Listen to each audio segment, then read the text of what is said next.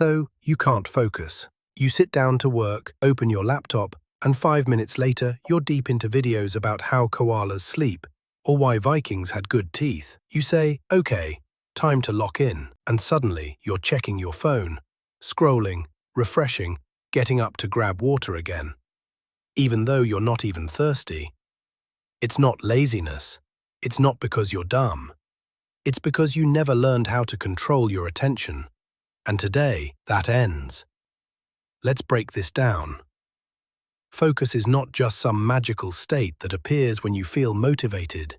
It's a skill, a muscle, and right now, yours is out of shape. You've trained your brain to crave instant gratification. Every time you open an app and get a tiny dopamine hit, you're reinforcing a pattern. Avoid boredom. Avoid effort. Avoid anything hard. So now, when you try to focus on something deep, your brain throws a tantrum. It rebels. It wants the easy stuff. And until you retrain it, you'll keep losing. So how do you fix this? Step 1. Eliminate options. You think you're multitasking. You're not. You're just rapidly switching between distractions, burning out your attention span like a candle at both ends. Every app, every tab, every notification, it's all noise. So here's what you do. Pick one thing. Commit to it. Cut off escape routes. Put your phone in another room. Close all tabs except one. Use full screen mode. Make it impossible to do anything else. Because when the brain has no other path, it learns to go deep. Step 2. Focus is physical. Yes, physical. You can't expect your mind to be sharp if your body's falling apart. Fix your sleep. You're not a superhero. You need rest. Every hour of poor sleep is like throwing sand into the gears of your brain. Move your body. Go for walks. Lift weights. Do something. Blood flow fuels clarity. Stillness breeds fog. And eat like you respect your mind. You can't unlock laser-sharp focus on chips, sugar, and soda. Fuel your brain like it's about to go into battle, because it is. Step 3.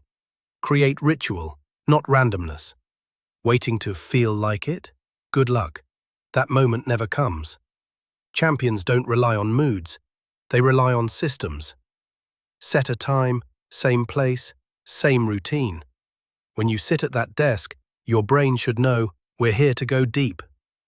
Light a candle. Put on a playlist. Use the same pen, the same coffee mug, same ritual.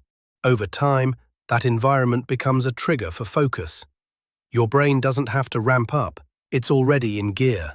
Step 4. You don't need motivation. You need momentum. Stop waiting for some magical surge of inspiration. Just start. Start messy. Start small. Start tired. But start. Because focus is like a snowball. Once you push it down the hill, it grows. The first few minutes are hard, but once you're in the zone, you forget the world. 30 minutes fly by, then an hour, then 3, and you feel alive, tapped in, powerful. That's not an accident. That's the result of momentum. But you only get that if you start. Final step. Respect your focus like it's sacred, because it is. You don't owe anyone instant replies. You don't need to see every notification. You don't have to be online 24/7. Protect your deep work like your future depends on it, because it does. The world is loud. People want your attention, but you get to decide who earns it, what earns it, and when. So no, you're not broken. You're just distracted, and that can change. You can rebuild your focus, stronger, sharper, relentless. It will take effort. But once you feel that flow, the kind of clarity that makes time disappear, you'll never go back. That's not just focus. That's your superpower. Now go, turn it on, and don't look back.